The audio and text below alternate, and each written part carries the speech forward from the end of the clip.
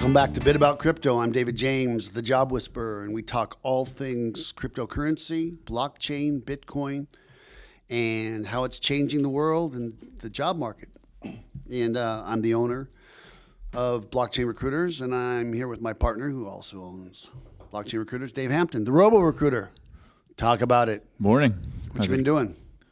Just looking at the jobs that we have going on. So just making some notes. Oh, I thought you were going to talk about the great vacation you had with just your wife. Oh, we could talk about that. I mean, it's, we went downtown San Diego, found this speakeasy that was not so secretive, right? Right? The Open Secret. Yeah, That's the name of the place. The Open Secret. Right. I mean, we were having dinner. We asked the waitress. She's like, "Yeah, you can go to the speakeasy," and they had really good music. My wife indulged in some mojitos. That's her kryptonite. So if everybody knows about that, are we going to call that a Speak Loudly? I mean, was it a Speak Loudly? It is a cool bar. I'm gonna throw it out. This guy met the owner of the bar, super chill guy. Actually learned how to make mojitos down in Havana, and he's got select restaurants in the area and elsewhere because it's gotten a little crazy with the politics in California and such. So, name of the bar is Prohibition. Prohibition, I like it. Yeah, Prohibition. That's appropriate for Right. for our podcast and for cryptocurrency and Bitcoin and where we're at. And we got a pretty fantastic guest. So once again, welcome back, everybody. Thank you for all the nice comments. So if you want to support the channel, please like, subscribe, and write a comment. And remember, Dave and I never send any notes saying call us on Telegram and ask you for money. We never do that. Those are fraudsters. So, my walk into cryptocurrency, into blockchain, I've always been a counterintuitive or just an alternative thinker as far as just opposing sides of things. I remember one time I was asked, like in grade school, if somebody plugs a guitar in, right, and they use a chord, a guitar, and the thing doesn't work, well, what are the possible outcomes on why it doesn't work? And all the kids were saying, well, the switch is bad, the chord is bad, or the guitar is bad. And I remember saying, well, what if electricity has left the planet, right? It's just, I've always thought that way. And of course, I got laughed at. And it took a long time before my authentic voice and my different insights, or sometimes odd insights, were uniquely mine. And I remember I was never really financially literate. My parents were school teachers, and teaching kids was more important than saving money and making money, right? And I'm not trying to blame either of them, but we struggled. So my financial literacy came from looking. And I remember I always wanted to, how do people make money on the stock market? You hear about people killing it, right? You hear about it. Yeah. But the way it always came to me was if you put $300 in this stock, then maybe at the end of the year it'll be worth $330. So basically, I'm laying $10 to win $1. That's the risk, right? And I having been a recruiter that actually placed auditors, these auditors would say these companies make money in spite of themselves, all this fraud. And so I was always really shy. That with not any functional literacy on how it works, and just people mentoring in my life at an early age, I was just very adverse to the stock market. And I read some alternative publications, like during the very, very political times that we had, from 2016 to pretty much ending like a couple months ago. I would read every morning. I would read MSNBC and CNN, all the way up to Fox and everything in the middle. I would want to hear what everybody would have to say, right? So I could form my own opinion about what the truth was. And in one of these publications, I read this article where this guy was talking about the way that institutions and people make money is through a pre-IPO. And it's like, yeah, that's the thing right there. How do you get on the inside of things? And right. And one of the things that I'm noticing as it relates to Bitcoin, right? Like Jamie Dimon, he was absolutely against cryptocurrency, right? And he said he'd fire anybody who bought it that worked for him. That means the people at our bank, if they actually had a little, they could get fired. And now he's totally changed his tune.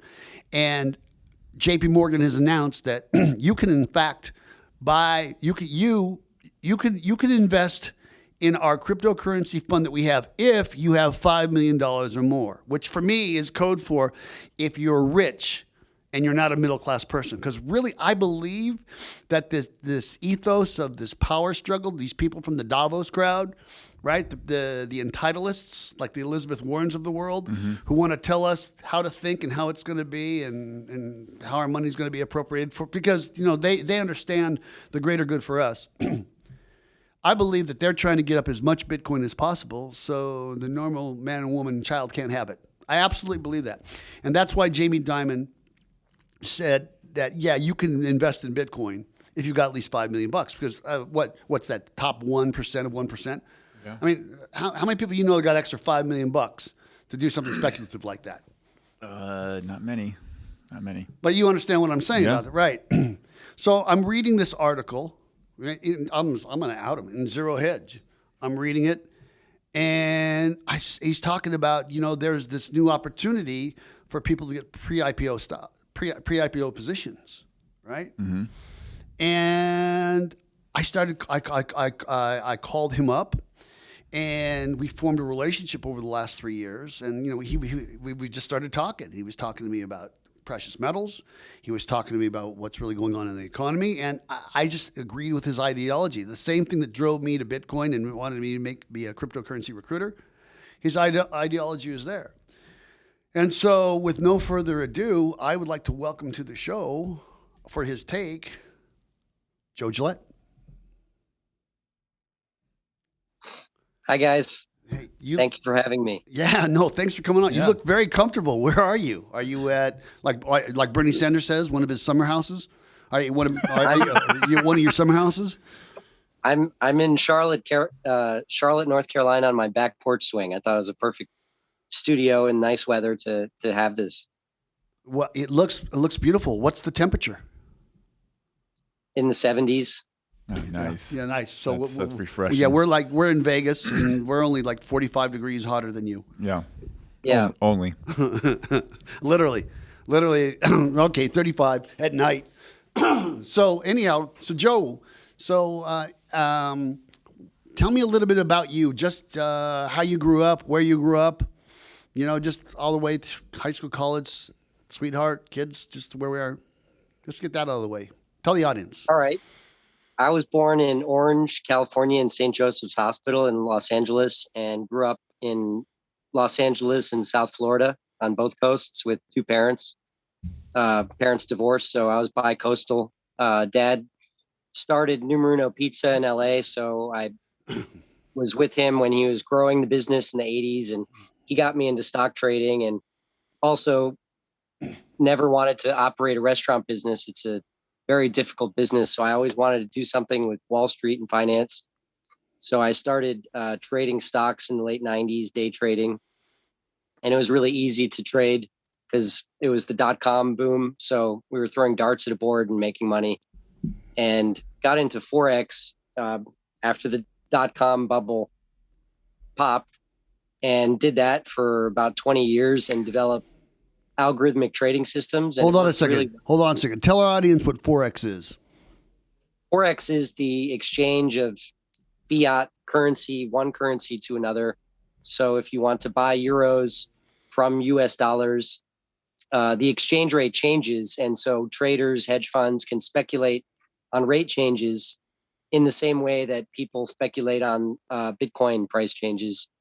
And that's what I did for 20 years. So I developed algorithms that would do it automatically. And it was a great business until it collapsed.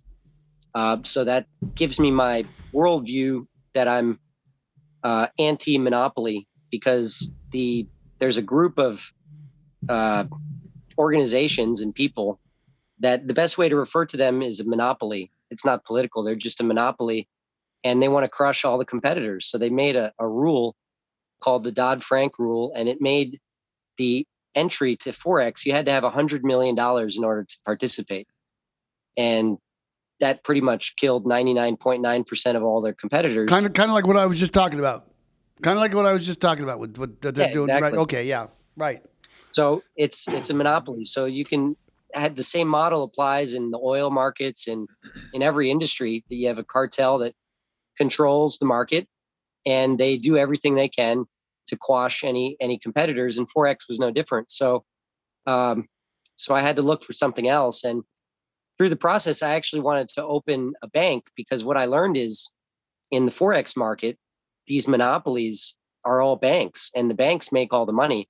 It's kind of like in Vegas, the casino always wins, house always wins. So that's what these guys were doing. So traders are making money, losing money, and the banks were making just billions of dollars a year with no risk.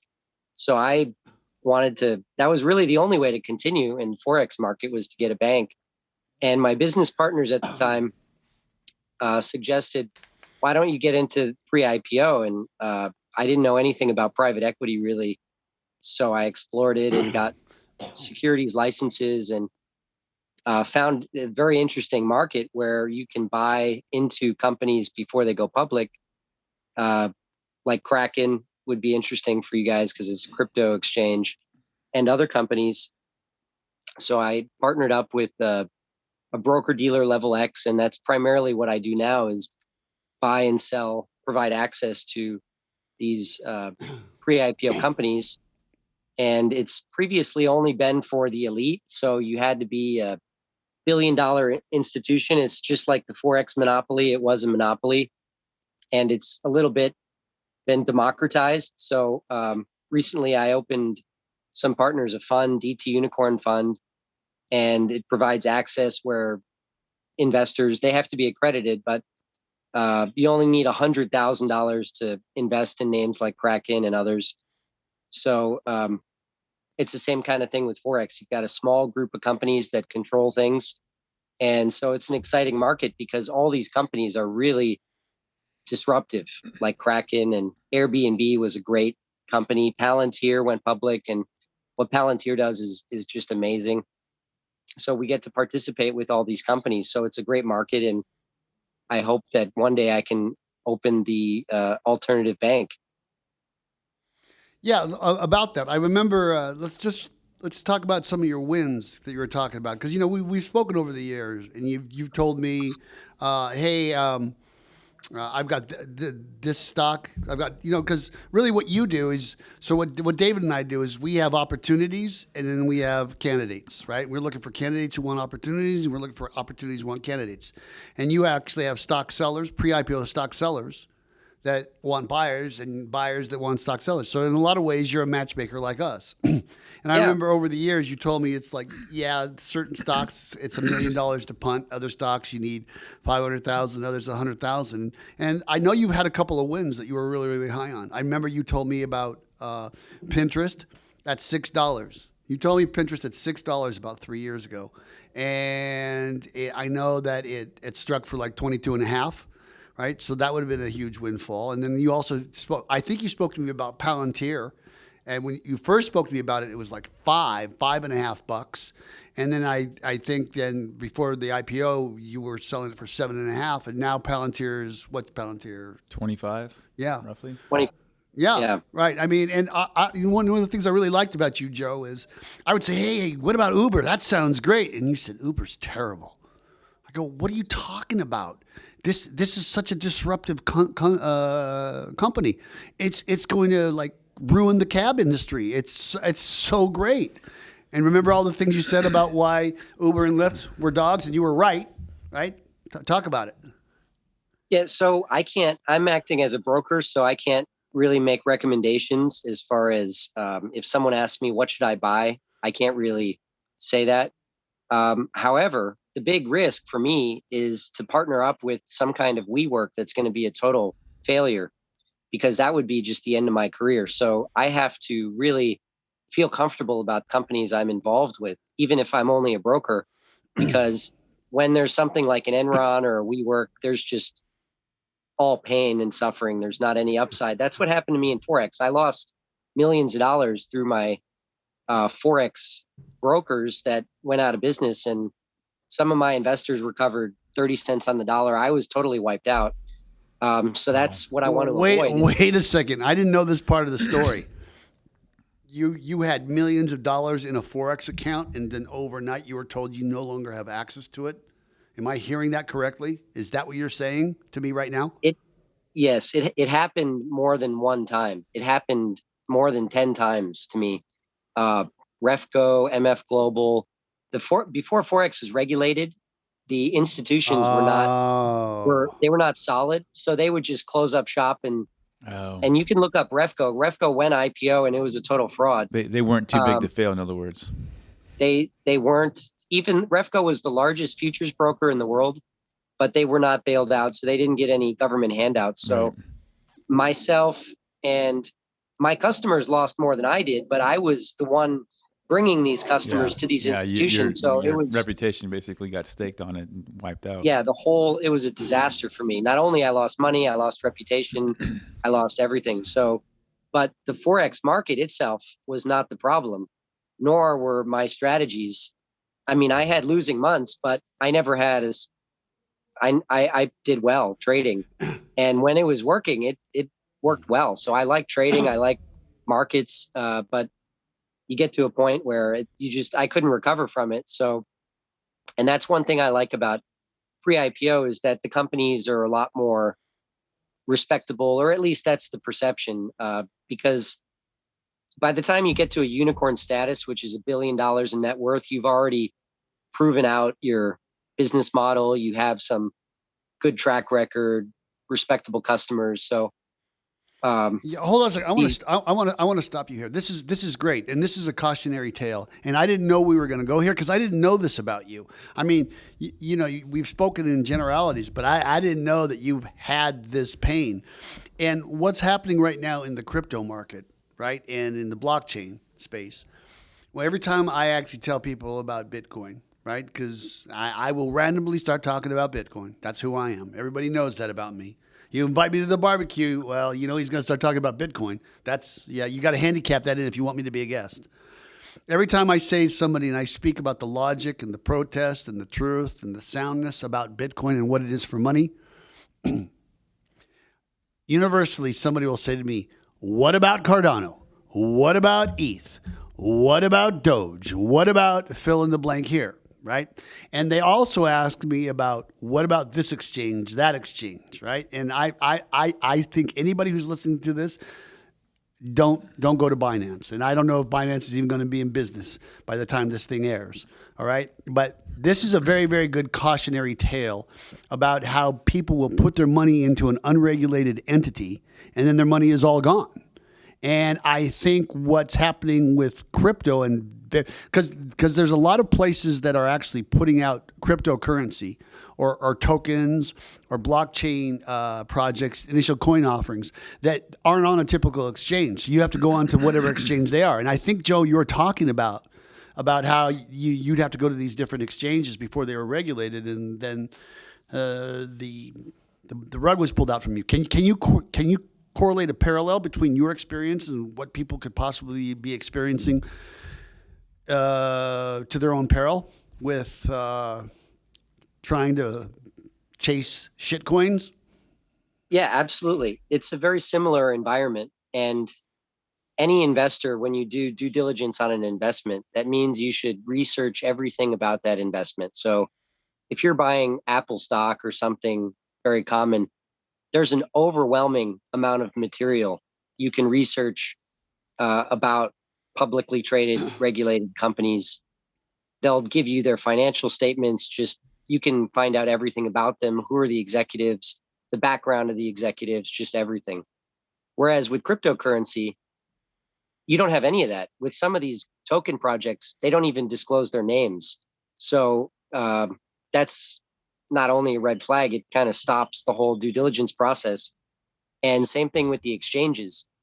So you're left with Coinbase, Kraken, and Gemini, and a couple other U.S. regulated exchanges, and that's what's caused them to explode in demand because at least they're regulated to the certain extent, but they're not vouching for the tokens themselves.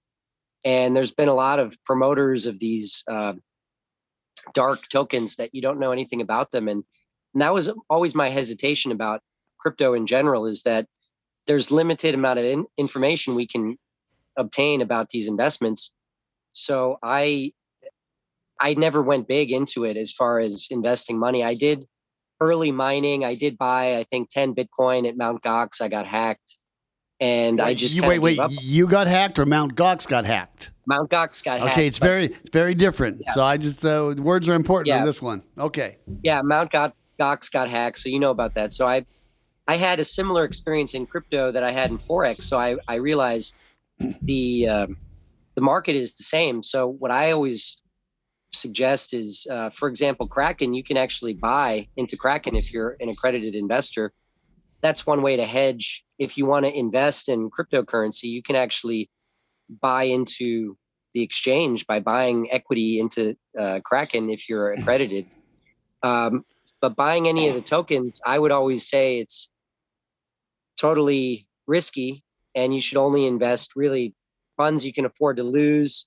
So for the average person, just put a small amount. Maybe it works, maybe it doesn't, but you just don't know what's going to happen. There's no way to make analysis. So you don't even have a starting point to create analysis for an investment. Whereas with other markets, stocks, that's why I like the pre-IPO market, because it's not like that at all. But you have a similar set of dynamic with cryptocurrency. So investors should be very cautious about putting any funds in these Cardano. And I mean, they may be good projects. I'm not saying that they're all shit coins, but some of them are, and you never know which is going to be the next shit coin. So I would look at who's behind it. So if IBM is behind Stellar Lumens, for example, that's a very positive sign. Bitcoin, we don't know who's behind it, so that's a negative. But some of the newer projects have big corporate backers, and that's encouraging. I like stable coins. There's a lot of really good stable coins coming out, and of course, the potential return on stable coins is a lot less, but you're paying for risk. So with a smaller return, you're going to get more potential stability. Yeah. So are you going to invest in Tether? No.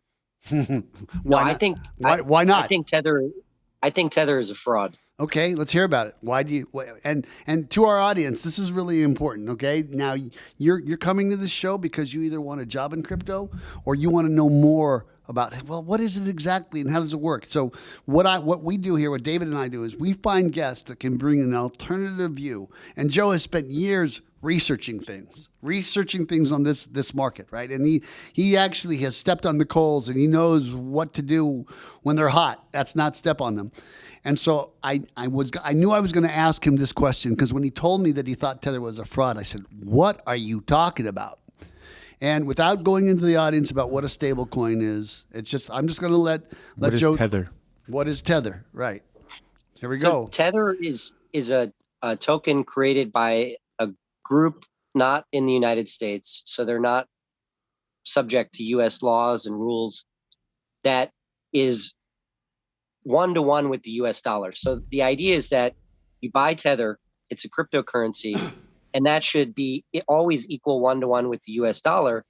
And what Tether says is, if there's a billion Tether, we have $1 billion US in the bank. So the idea is, when you buy Tether, they buy with that Tether money $1 US, and they keep it in the bank 1-to-1. So it's a really simple idea. And Tether has been used as a funding currency for a lot of these offshore exchanges. These exchanges are not regulated by the U.S. financial system, so they can't accept U.S. dollars. So they accept Tether. Which is backed by the U.S. dollar, right? Allegedly. Go on, Joe. Allegedly. Okay. So here's the thing. So the money should be in a bank account. So the critics of Tether have all asked, show us the money.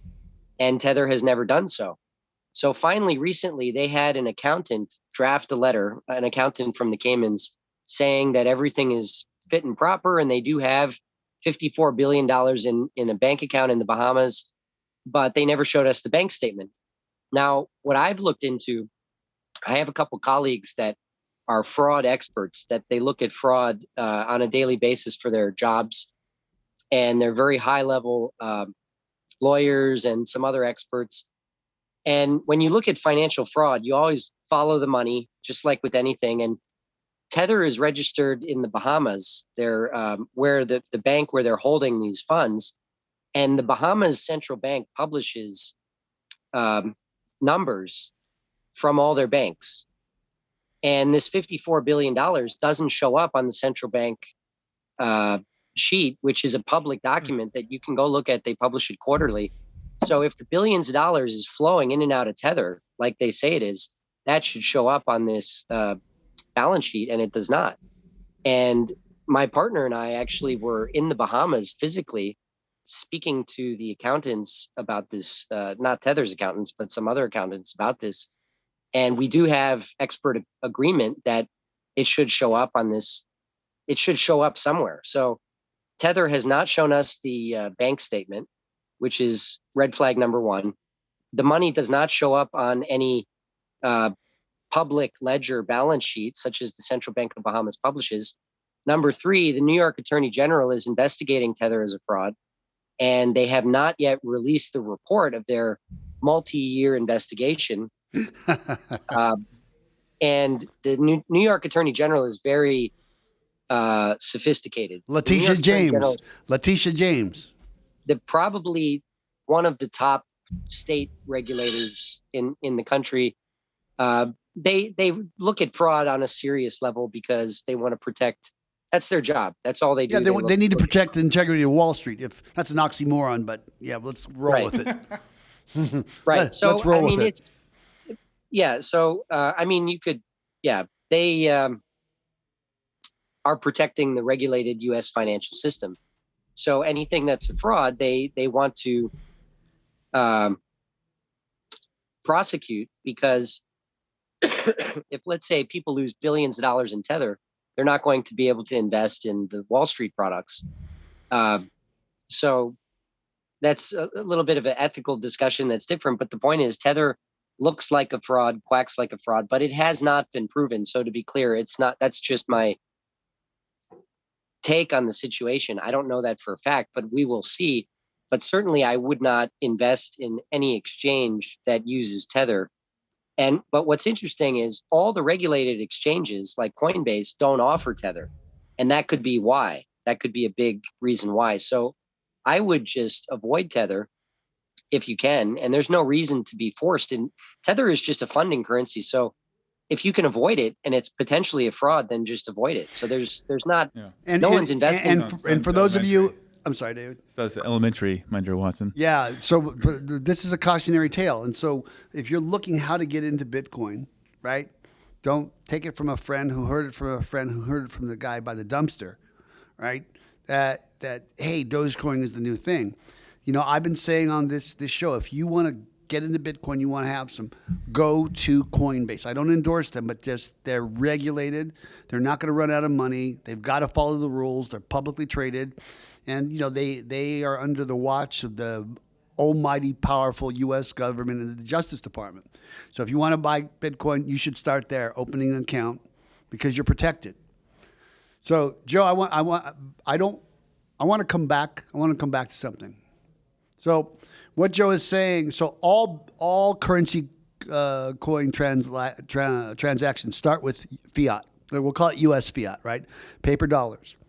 It comes out of somebody's bank account, or it's wired to an exchange somewhere, and then it's converted into a digital currency. And then those digital currencies are actually, sometimes people will take digital currency token A, Bitcoin, and convert it to something else like Cardano or Polkadot or whatever it is. And what Joe is saying is that a lot of these exchanges use Tether as a stable coin. And the reason it's called stable, allegedly, is it's backed by the US dollar.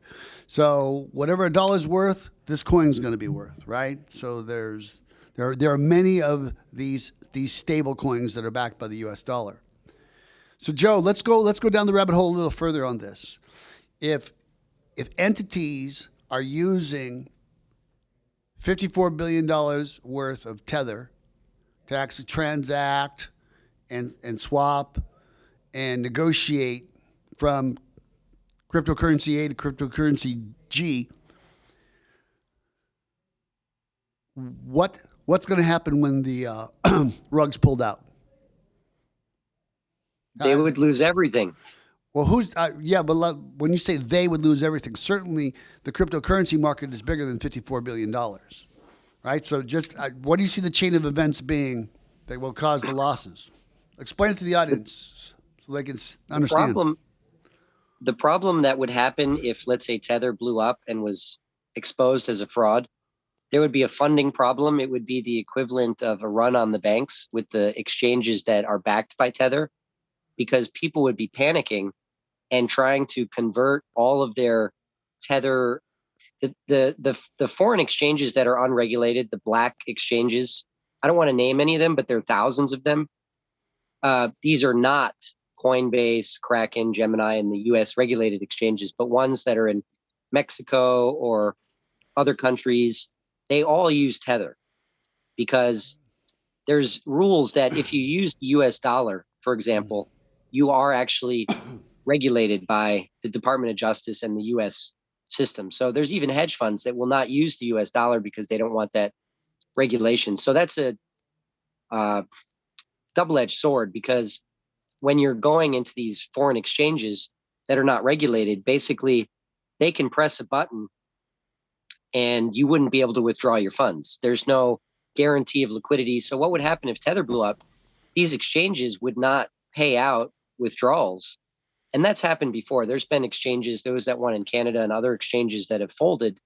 So, but that risk is at almost any exchange. Well, speaking of that, okay, I'm going to name one, right? Because I want to advise my audience, and I believe my audience is a North American audience, for at least at this stage of my podcast, not to use Binance.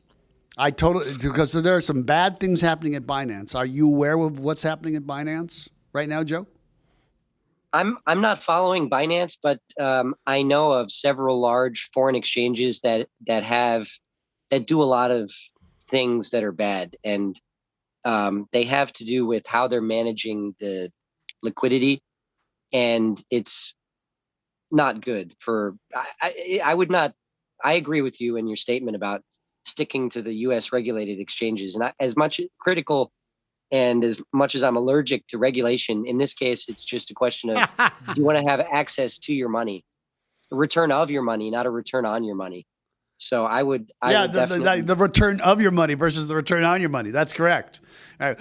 What's the good about making a return of 500% on your money when there is a 0% return of your money? That's excellent. Exactly. That's excellent, Joe. Well, I'm going to talk about Binance because what's happened recently is that all of a sudden there are many, many, many people that actually are on Binance that actually they can't withdraw money, or they can withdraw a very limited amount. And there was one guy who actually couldn't get anything back from customer service. And somehow he found the phone number of the CEO's mother and sent her a text. Hey, can you tell your son to give me my money from my account? And his account was promptly blocked. Wow. Not to mention the fact, like about 3 weeks ago, the CFO abruptly left. No statement, fired, quit, doesn't matter, it's bad.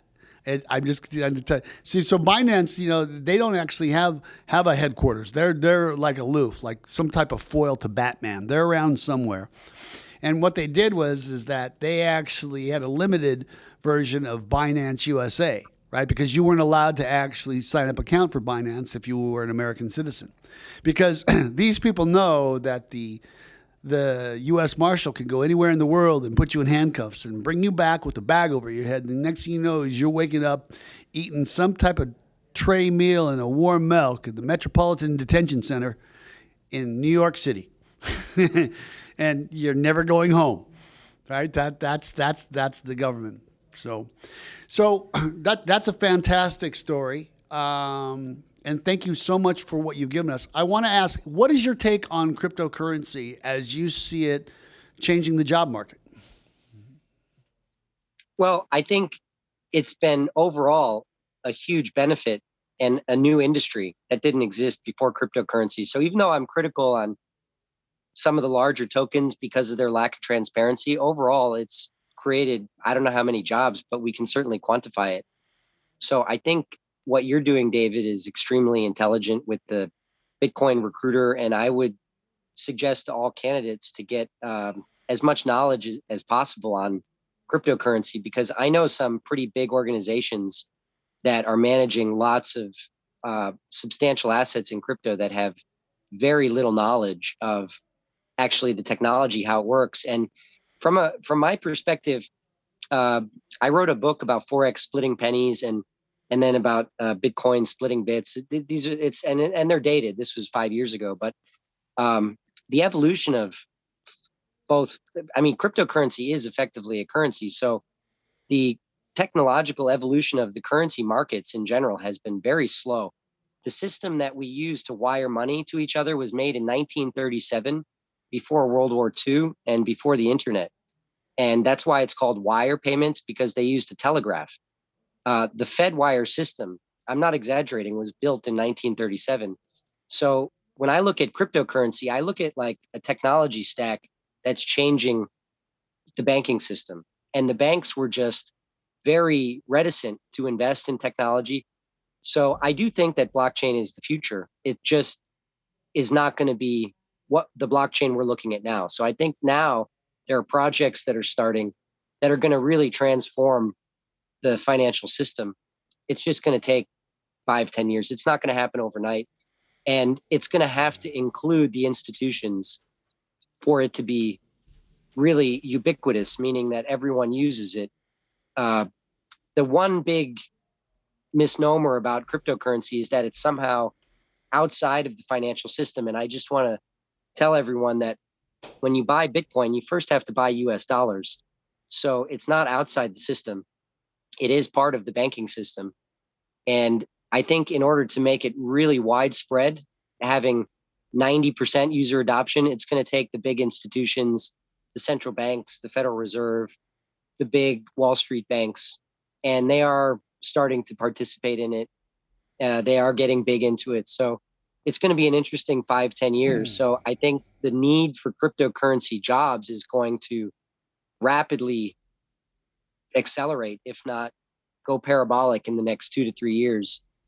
I think that companies of all sizes are going to need people with cryptocurrency and blockchain skills, whether it's just understanding the ecosystem, all the way up to programming in Solidity language, which is the Ethereum language. It's going to be just a easy huge tiger, easy tiger. A little too technical for our audience there. So, but that's what happens when you're as smart as Joe. You just keep going and going and going. So anyhow, we're gonna take a shot here. It's the time of the show where we talk about candidates we have, we talk about jobs we have. So I'm gonna go first. So I've got a blockchain developer. Okay, I also have a business operations manager. I've got a DeFi crypto portfolio manager, and I got a cryptocurrency fund accountant position. That's why I have positions. As far as candidates, I've got a new crypto security designer. This guy was so smart. I mean, and I'm still looking at the experience. I'm still learning the space. And when he called me up on the phone and said, "Hey, I heard you place people in the blockchain space," I said, "Oh, okay, you heard that." And when he started talking to me, he's kind of like Joe. I mean, my love for crypto actually made me curious and made me look at the learning tribe and find people like Joe. Joe's one of my mentors. Right, like a lot of the people, they're all. I mean, I'm learning. We learn so much from all of our guests, don't we? Right, yeah, definitely. What do you got, boss? Let's see here. I got a head of blockchain. That's up in the Bay Area. I got quite a few blockchain developers. Let's see here. Got a couple compliance positions. Compliance boring. Yeah, but they're necessary. And here's the thing. What we got to think about is what jobs do people have right now or have had that are have the skill set to transfer over. Yeah, that's a good point. So whether compliance in a bank or compliance in corporate, USA, you still, if you want to transfer that skill to an industry that's unsaturated. Yeah, and I want to talk to a lot of people who are actually, and by the way, thank you so much for all the kind words, the messages, the Twitter that we're getting. I had no idea that the adoption, there's that word again, to this show was going to come so quickly. But what I wanted to say is that, if you're like there are a lot of people who've been put on the bench by COVID, a lot, right? Yep. And they're still getting that check, or they're not getting the check, and they haven't gone back to work. And it's like, well, what am I going to do? Your job doesn't exist anymore, or it just doesn't exist for you and your psyche, right? If you want to really figure out what you can do, call us. Call us, because there is a transferability, and a lot of it has to do with the fact that you actually just have the willingness and you know something about the space. There is a translation and an interpretation. I mean, I don't know if you're a bricklayer, how that's going to change the space. But I'm talking about there are things in customer service. There are things in compliance. There are things in accounting. There are things in development. There are things in strategy. There are things in money management. There are sales, guest experience. There are so many things, right? I mean, I could see how, Nicholas from the BMW dealership, right? The BMW genius, right? He would be excellent. Yeah, imagine if there was like a crypto genius, right? Explaining crypto technology. Right. Now he went from being a BMW genius to now selling BMWs, and he's killing it. Exactly. And here's the thing about cryptocurrency and blockchain and Bitcoin. For all you people out there, you need to look with a different lens. Okay, the way we've been taught to see money and see things is totally different. So, speaking of that, I want to go to Joe again. I want to ask you a question. So, as you know, recently, El Salvador, they passed a law that Bitcoin is legal tender, and that for 3 Bitcoin, you can get permanent residence in El Salvador. And I know that I think Uruguay is very close to the exact same. It's only a matter of time. It's the first domino to fall. And the reason this is important, and also my conversations with you, is when Uber came, right, it was very disruptive to the way the taxi business worked, right? Taxis would have a monopoly. They could all get together and say, hey, nobody goes from the airport to downtown for less than $150. Yeah, but in addition to that, they also solved the, hey, what's the number of that taxi cab? What's the number? They solved that and that entire, it's like, what? Right, right. Right. And so the thing about it is that Western Union, right, are the biggest group of thugs and mafia gangsters that I know. I mean, they are just the absolute worst. And they charge like sometimes 30% to send money. And 22% of the gross domestic product, all the money that the country of El Salvador makes, is from remittances from the United States and Canada. Mm-hmm. That's 1/5 of all the money that pays for everything. And that means people, that ran here or came here or migrated here or however they got here, they're sending money home, right? And Western Union's taking its share of that, or whatever, usurious, again, thuggish, criminal, old school platform taking away and all of a sudden, but so now you're sending Bitcoin home, right? Right. So Joe, I mean, my position on it has been, it's not so much that El Salvador actually has accepted Bitcoin, but now from America, a lot of these marginalized people will start saying, hey, how do I get paid in Bitcoin? They'll start asking their bosses, right?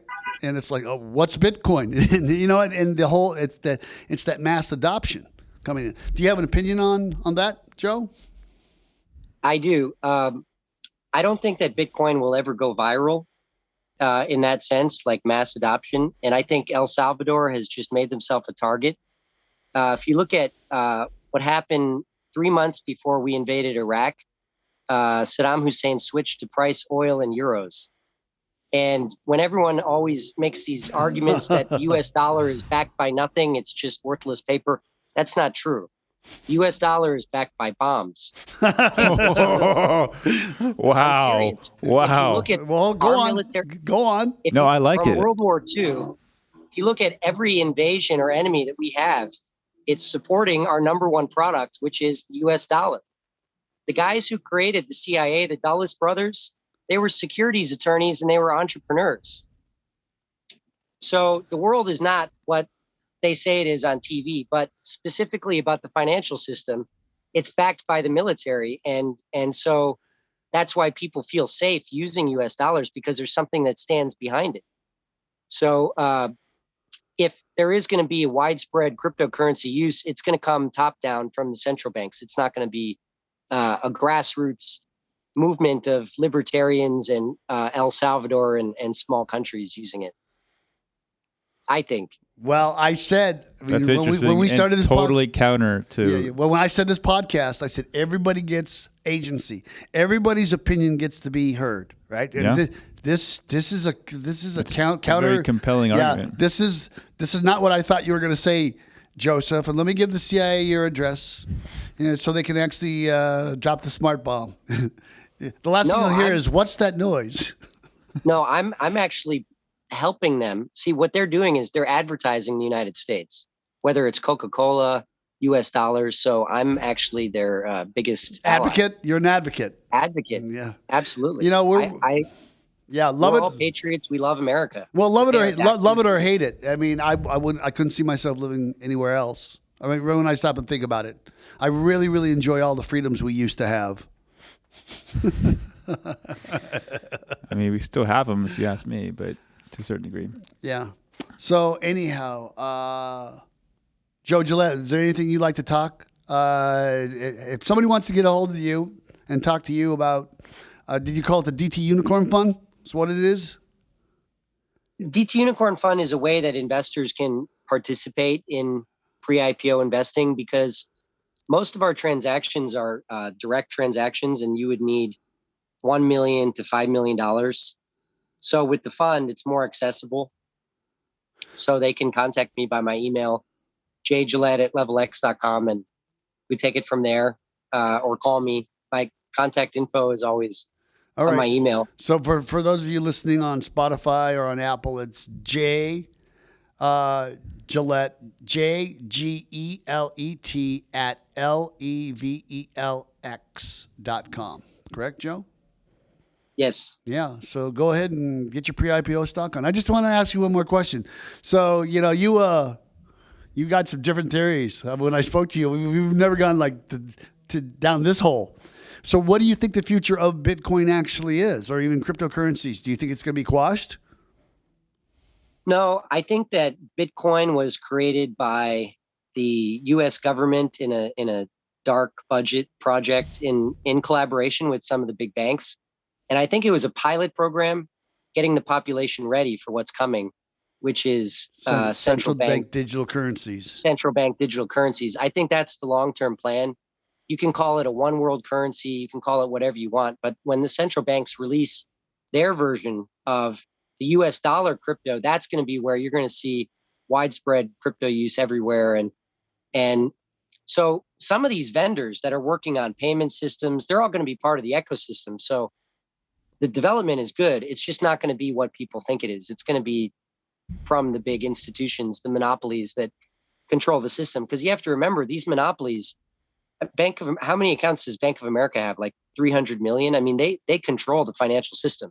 So El Salvador is irrelevant. I mean, even if 100% of people in El Salvador start using Bitcoin, what is that market penetration? It's not even a half of a percent. So when that switch happens, and I don't know when it'll happen, but then everything will be cryptocurrency. So I do think that blockchain is the future, and it's really needed because the financial system is very outdated. So I support it because I'm a technology guy in my heart and soul. I'm a computer guy, so I like to see big changes. Joe Gelet, you got a dark side, but I really loved it today. And thank you for being so authentic and keeping it raw. So maybe we should change the podcast to a bit about raw. I don't know. A bit about crypto. Let's stick with that. Anyhow, David Hampton, Robo Recruiter. Thanks for coming to Vegas and joining me again. Like I said, if you want a job in crypto or you need somebody for your crypto project, you call me. I'm David James, and you can reach me on Twitter. I'm at the BTC Recruiter. And so on behalf of the Bit About Crypto podcast, remember, get whisper.